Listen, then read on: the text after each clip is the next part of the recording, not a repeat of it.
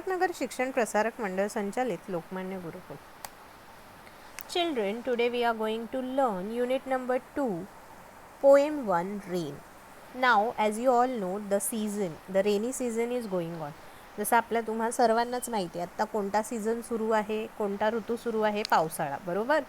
तर आज आपण रॉबर्ट स्टिव्हन्सन यांचीच एक ह्या रेनी सीझनवरती असणारी कविता रेन ही शिकणार आहोत. पावसाला इंग्रजीमध्ये रेन असं म्हणतात. Okay, so the name of your poem is rain. Look, listen, sing and talk about the picture. आता इथे काय म्हटलंय? लुक बघा, लिसन ऐका, सिंग म्हणजे गा, टॉक म्हणजे बोला.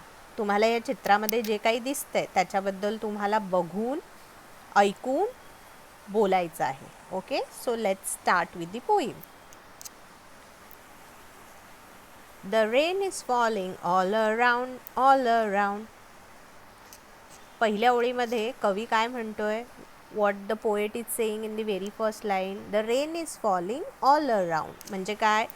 तर पाऊस जो आहे तो सर्वत्र सर्वीकडे पडत आहे. ऑल अराउंड म्हणजे सगळीकडे, आपल्या आजूबाजूला सगळ्या परिसरात पाऊस हा पडतोय.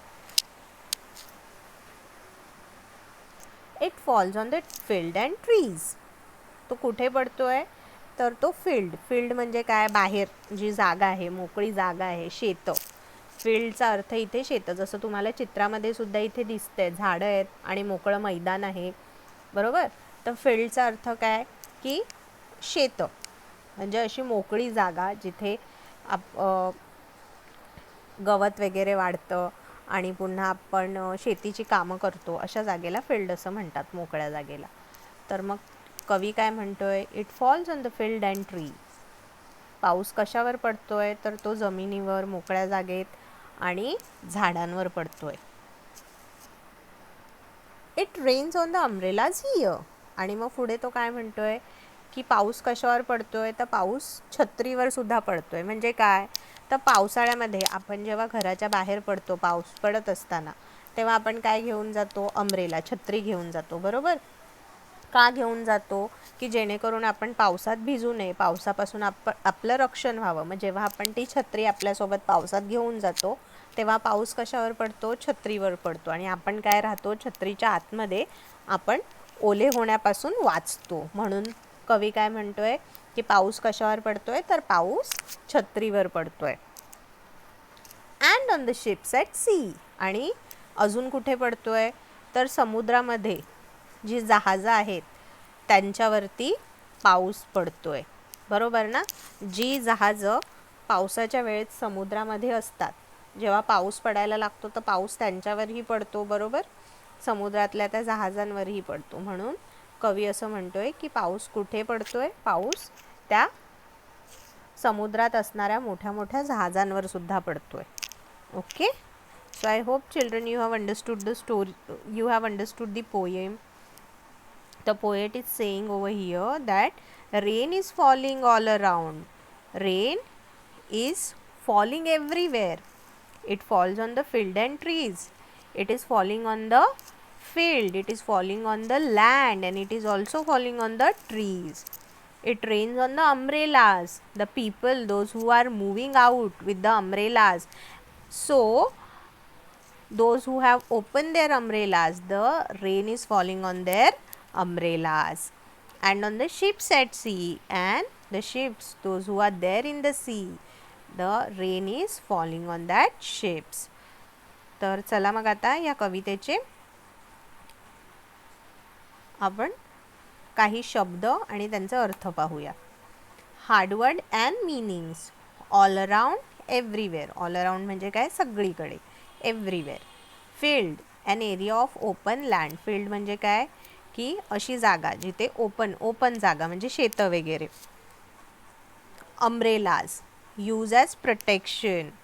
अम्ब्रेला आपण कशासाठी वापरतो? Use as protection against rain. पावसापासून आपलं रक्षण होण्यासाठी आपण त्या वापरतो. Ship, a large boat. Now next is your question answer part. 2. Look and say.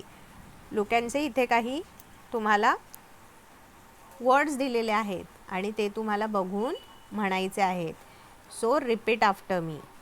Rain, RAIN, rain.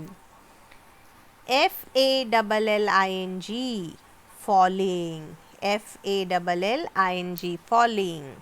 Around, AROUND, around. Filled, FIELD, filled. Tree, TREE, tree. Umbrella, UMBRELLA, umbrella. Ship, SHIP, ship. SEAC.